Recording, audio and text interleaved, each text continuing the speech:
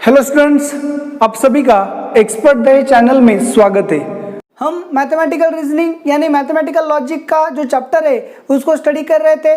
उसकी थ्योरी हमने पूरी तरह से कंप्लीट की और एक्सरसाइज 1 भी आपने सॉल्व की और उसके जो डाउट्स थे वो डाउट्स भी यहाँ पे कंप्लीट हो गए। तो आज के लेक्चर में हम एक्सरसाइज 2 के जो आपके डाउट्स है उनको स्टडी करेंगे। तो चलो देखो, एक्सरसाइज 2 में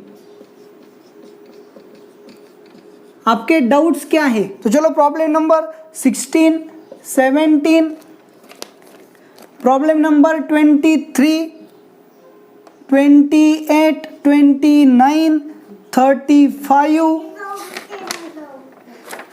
36,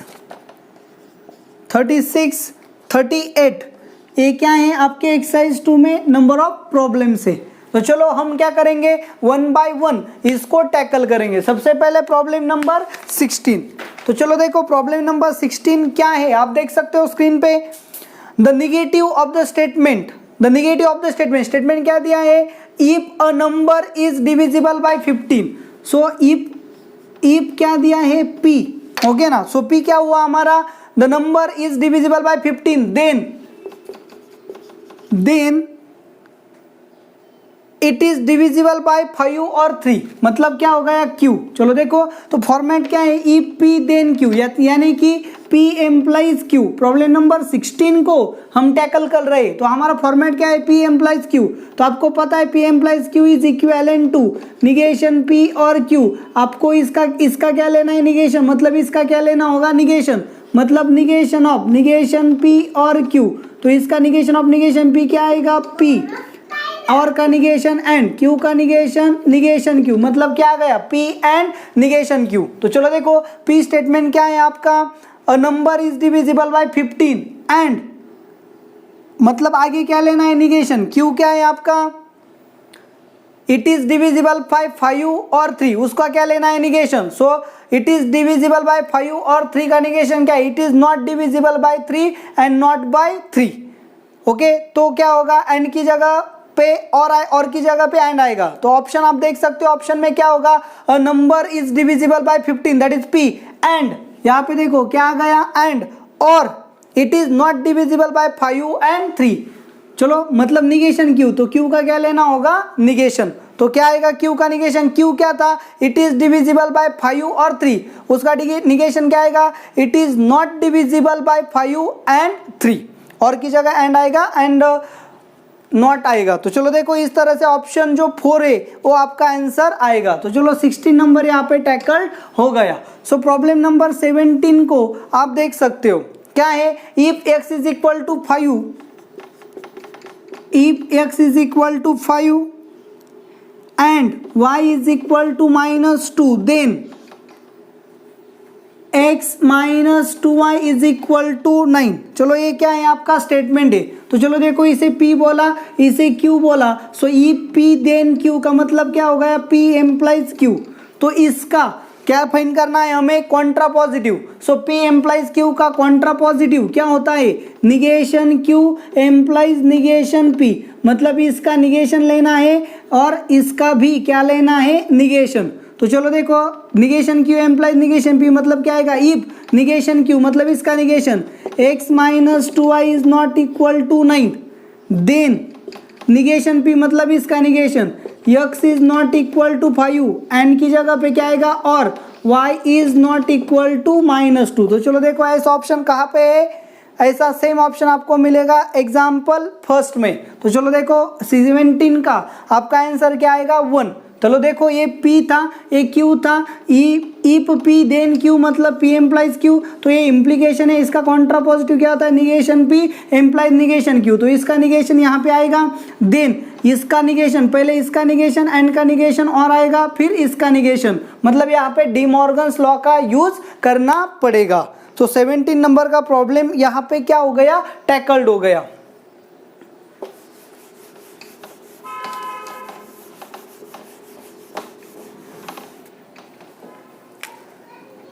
नेक्स्ट 23 नंबर का प्रॉब्लम क्या है आपका, let Q be a non empty subset of n। चलो Q क्या है, Q नेचुरल नंबर का क्या है, सबसेट है, and Q is a statement is given below. चलो Q क्या दिया है आपको, there exist an even number A belongs to Q।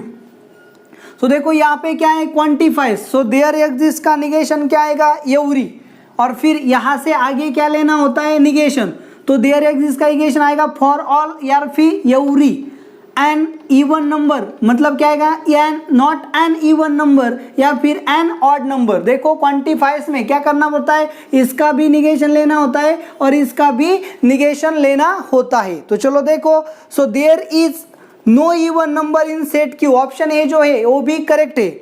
Option 2 देख सकते हो, every A belongs to Q is an odd number, an even number का odd number आ गया और देयर एग्जिस्ट की जगह एवरी आ गया, मतलब फर्स्ट भी करेक्ट है एंड सेकेंड भी करेक्ट है।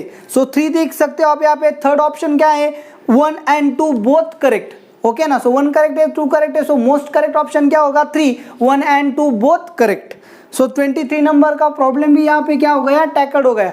जब सिंगल आंसर करेक्ट में आपके 2 या 2 से ज्यादा ऑप्शंस करेक्ट होते हैं तो आपको मोस्ट करेक्ट ऑप्शन सिलेक्ट करना पड़ता है। चलो देखो अच्छे से, फर्स्ट भी करेक्ट था, सेकंड भी करेक्ट था, लेकिन थर्ड में क्या बताया, 1 and 2 बोथ करेक्ट, मतलब थर्ड आपका मोस्ट करेक्ट आंसर बनेगा। तो आपको सिंगल आंसर करेक्ट में मोस्ट करेक्ट आपको फाइंड करना पड़ता है।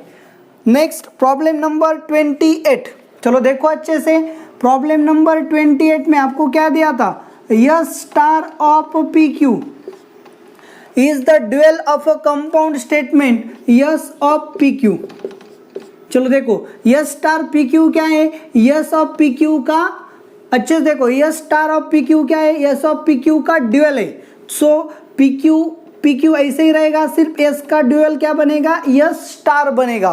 तो चलो देखो यहाँ पे, then S star of negation P negation Q क्या होगा, S star of negation P negation Q। चलो देखो, यस स्टार मतलब क्या है, ये ड्यूअल है, किसका ड्यूअल है, यस का ड्यूअल होगा। तो यहाँ पे क्या है, negation P negation Q, okay ना।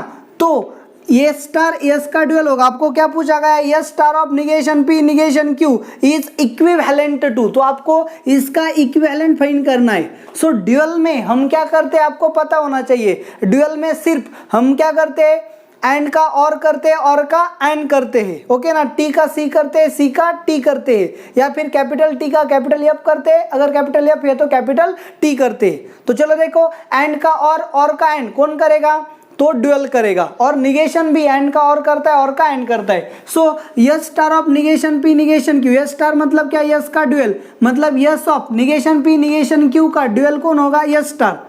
तो इसका ड्यूअल कौन हो सकता है, negation of yes of PQ, ये भी इसका क्या बनेगा, ड्यूअल। तो चलो देखो, तो फिर ये दोनों क्या होंगे, इक्विवेलेंट होंगे।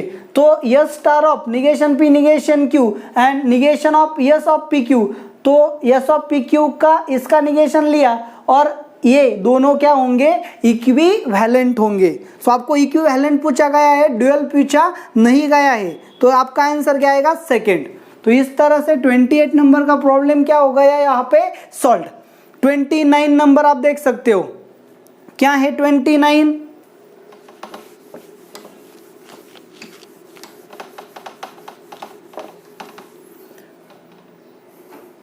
if P is any statement, T is tautology and C is contradiction। आपको P क्या दिया है, any statement, T tautology and C contradiction दिया है।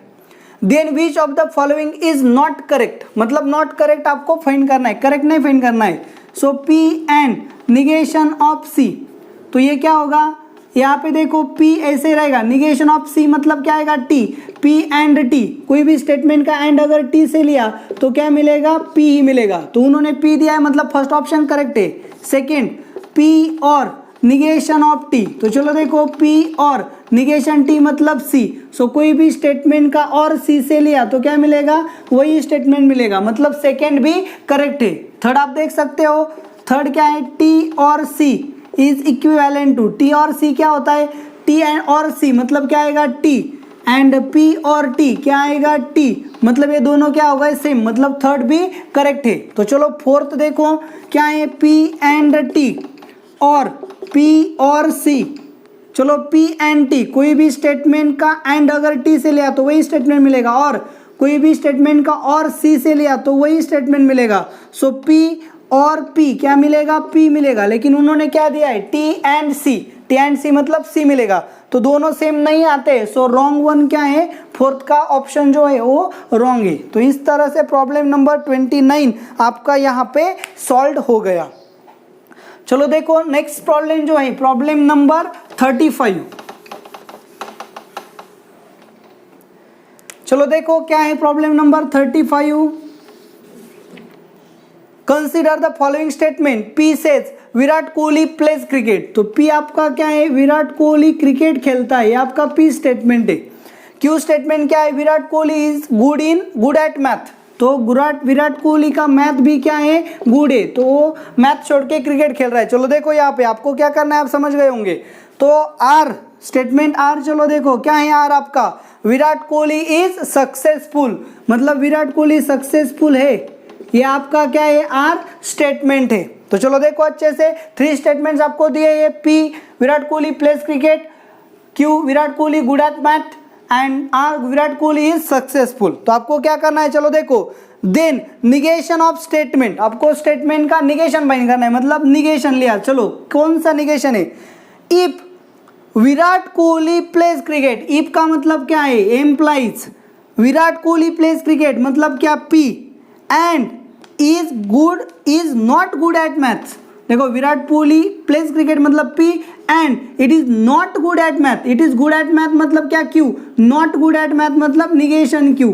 If this then he is successful, then he is successful मतलब क्या R। चलो हमारे जो स्टेटमेंट पैटर्न दिया है पहले उसको आइडेंटिफाई करना सबसे जरूरी है। आपको क्या दिया है, इफ मतलब इंप्लीकेशन आ गया, Virat Kohli pledge cricket and not good at math then it is successful और he is successful, then this is the statement pattern. तो चलो अच्छे से देखो यहाँ पे कि आपको पता है P implies Q is equivalent to negation P और Q, तो इसका निगेशन लिया, so negation of P implies Q is equivalent to negation of negation P और Q, मतलब क्या, निगेशन ऑफ निगेशन P और का निगेशन एंड Q का निगेशन Q। सो P एम्प्लाइज Q का जो निगेशन है वो क्या होता है, P एंड निगेशन Q। हम फॉर कन्वीनियंट के लिए इसे P बोलेंगे, इसे Q बोलेंगे। P एम्प्लाइज Q का क्या मिलेगा, निगेशन, क्या होता है P एंड निगेशन Q। तो P की जगह क्या आएगा, P एंड निगेशन Q आएगा, P गई एंड Q की जगह पे क्या आएगा R, सॉरी निगेशन R। तो चलो देखो यहाँ पे क्या मिला, P and negation Q and R। तो यहाँ पे एंड है, यहाँ पे एंड है, तो हम क्या कर सकते हैं, एसोसिएटिव लॉ जो है उसे यूज कर सकते हैं, इन दोनों के ब्रैकेट की वजह इन दोनों को ब्रैकेट दे सकते हैं। सो P and negation Q and negation R इस तरह से लिख सकते हैं with the help of associativity law. तो चलो देखो आपका आंसर यहाँ पे आ गया, थर्ड ऑप्शन वही है। सो 35 का आंसर क्या आएगा, 3। तो चलो देखो यहाँ पे आसानी से आपका 35 नंबर भी क्या हो गया, सॉल्व हो गया। तो आपको यहाँ पे करना क्या है, जो वर्बल फॉर्म के प्रॉब्लम्स है उन्हें अच्छे से समझ के कहाँ लिखना है, सिंबॉलिक फॉर्म में। सिंबॉलिक फॉर्म में लिखने के बाद लॉ का यूज करके आप क्या फाइंड कर सकते हो, निगेशंस फाइंड कर सकते हो।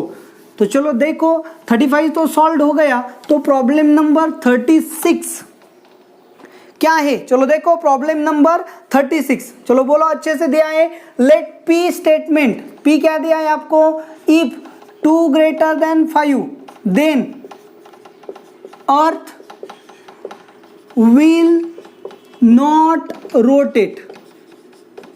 ओके चलो देखो इफ यहाँ पे इसे क्या बोलेंगे P, देन तो यहाँ पे इसे क्या बोलेंगे Q एंड Q भी द स्टेटमेंट। Q क्या दिया है, एक और स्टेटमेंट आपको दिया है, क्या दिया है स्टेटमेंट, चलो देखो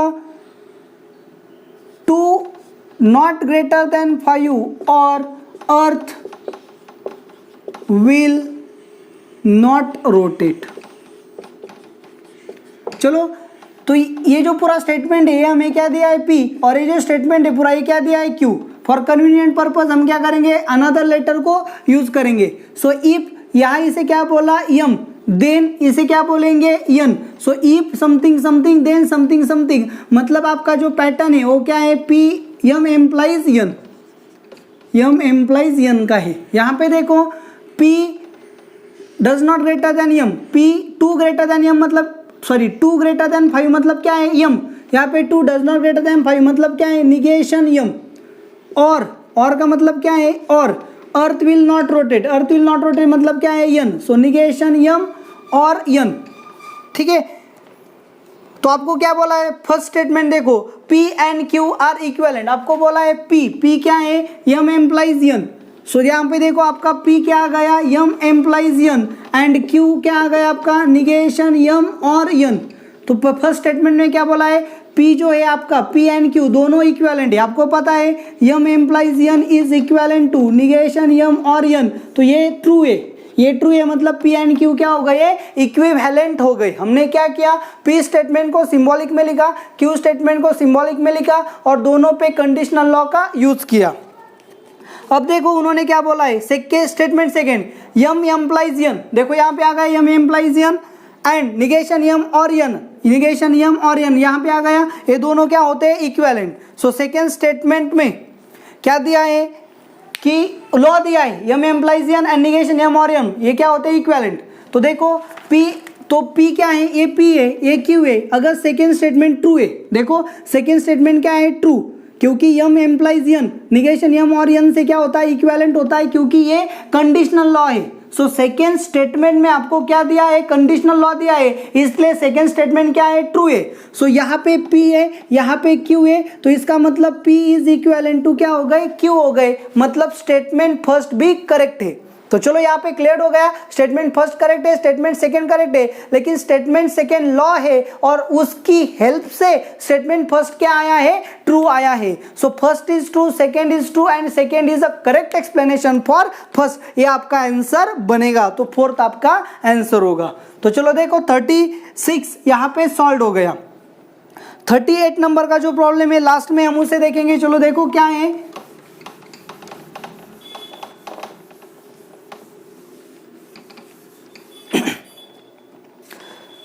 चलो 38 नंबर का क्या बताया है आपको, negation of statement no one in a class is fond of music, no one in class is fond of music. चलो सिंपल है, तो आपका ये क्वांटिफाइड स्टेटमेंट है, no one in a class is fond of music, आपको इसका क्या लिखना है निगेशन।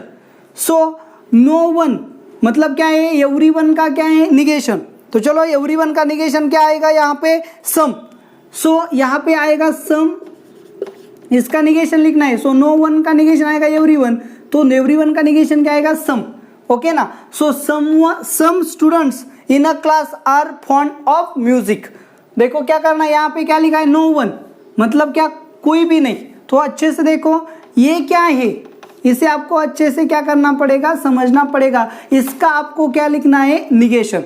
तो देखो नो वन जो है इसे हम ऐसे लिख सकते हैं, नो वन को क्या लिखेंगे एवरीवन, इस स्टेटमेंट का इक्विवेलेंट स्टेटमेंट क्या है everyone in a class is not a fond of music, ऐसा ये स्टेटमेंट है। So everyone in a class is not a fond of music, ये जो स्टेटमेंट उन्होंने दिया है उसका ये क्या है इक्विवेलेंट स्टेटमेंट है, तो इसका निगेशन हमें क्या करना है फाइंड। सो सबसे पहले एवरीवन का निगेशन क्या आएगा सम और there exist, so in a class is not a fond of music का निगेशन क्या आएगा फॉन्ड ऑफ म्यूजिक, इस तरह से आपका स्टेटमेंट आएगा। सो आपका आंसर क्या होना चाहिए some students in a class are fond of music और there exist a student in a class who is fond of music, मतलब सेकेंड एंड थर्ड स्टेटमेंट जो है दोनों भी करेक्ट है। ऑप्शन 4 को देखो 2 एंड 3 बोथ करेक्ट बोला है, तो इस तरह से आपको आपका आंसर क्या हो जाएगा मिल जाएगा। चलो देखो सिंपल सा क्वेश्चन है, सिर्फ आपको कंफ्यूज करने की यहाँ पे कोशिश की गई है कि no one in a class is fond of music, इसका निगेशन आपको लिखना है। सो इसका इक्विवेलेंट फॉर्म क्या है everyone in a class is not a fond of music, इसका मीनिंग ये है। तो इसका निगेशन नहीं लिखना आएगा आपको इस आसानी से, तो इसका आ सकता है एवरीवन की जगह क्या आ सकता है सम भी आ सकता है, देयर एग्जिस्ट भी आ सकता है, not a fond of music की जगह क्या आएगा फॉन्ड ऑफ म्यूजिक, तो आपका आंसर आसानी से आ जाएगा। तो सेकंड एंड थर्ड दोनों आपके करेक्ट आंसर होंगे, फोर्थ में दोनों करेक्ट बोले हैं, तो आपका करेक्ट आंसर क्या होगा 4।